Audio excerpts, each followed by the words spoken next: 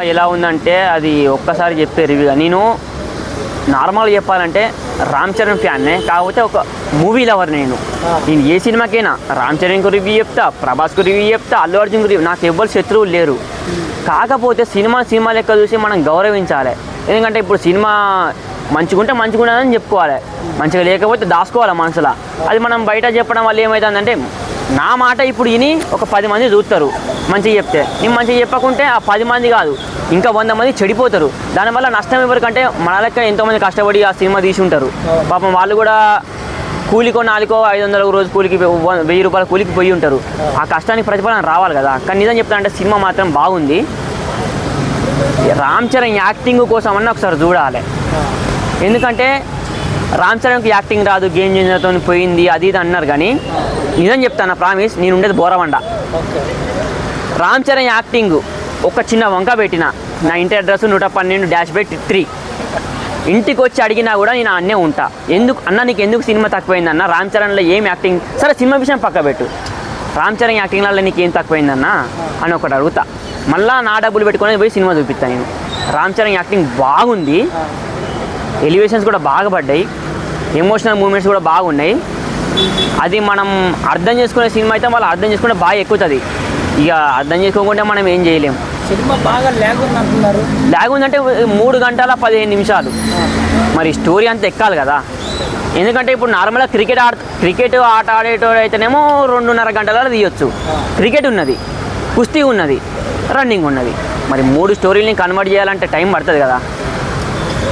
అంటే ఇప్పుడున్న జనరేషన్ పిల్లగాళ్ళు ఒకటే ఐటమ్ సాంగ్ ఉండాలి, మంచి స్టెప్పులు వేయాలి. ఆడ నీకు జాతీయం గురించి ఉన్నా అవసరం లేదు, ఒక అనుభవంతో ఉన్నా కూడా అవసరం లేదు. జస్ట్ అట్లా కొంచెం బాడీ చూపెడితే చాలు, అంతే, కథం కనెక్ట్ అయిపోయి కథం అంతే. ఇక జాన్వీ కపూర్ గారికి ఏమీ లేదు. జాన్వీ కపూర్ ఆమెకి ఇచ్చిన రోజు ప్రకారం ఆమె చేసిండు అంతే. ఆమెకి అంతే ఇచ్చిండు, అంతే చేసిండు. అంతకుమించి ఏం చేస్తా చెప్పామె. ఆమెకి ఇచ్చిన ప్రకారం ఆమె చేసింది, ఆమె ఎక్స్పోజింగ్ చేసింది అంతే, కరెక్టే. స్టార్టింగ్ సీన్లనే మొత్తం నడుము చూపెట్టింది, అని చూపెట్టింది. ఇంకేం కావాలి ఇక ఆమె చేసిన. శ్రీదేవి బిడ్డ కదా ఒకప్పుడు మంచి.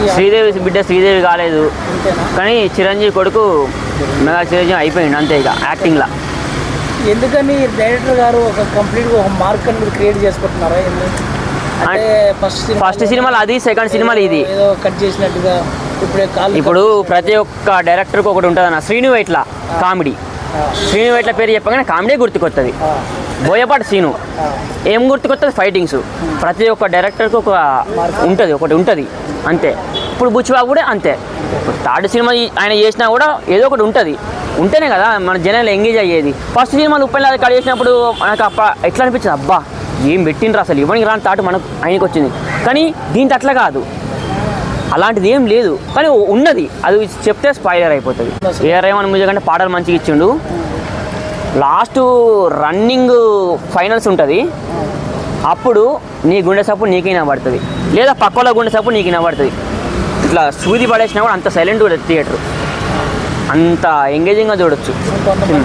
అడిగితే బ్యాక్గ్రౌండ్ మ్యూజిక్ ఏమీ లేదు అసలు. బ్యాక్గ్రౌండ్ మ్యూజిక్ అయినా డబ్బా థియేటర్లో చూసినా వాళ్ళంతా.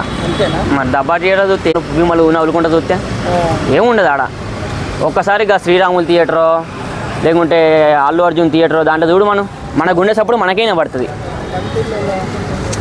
సో ఫైనల్గా ఏం చెప్తానంటే నేను ఒక సినిమా అభిమానంగా చెప్తాను, 5కి 5 రేటింగ్ ఇవ్వలేను, కానీ 5కు 4.2 ఇస్తా.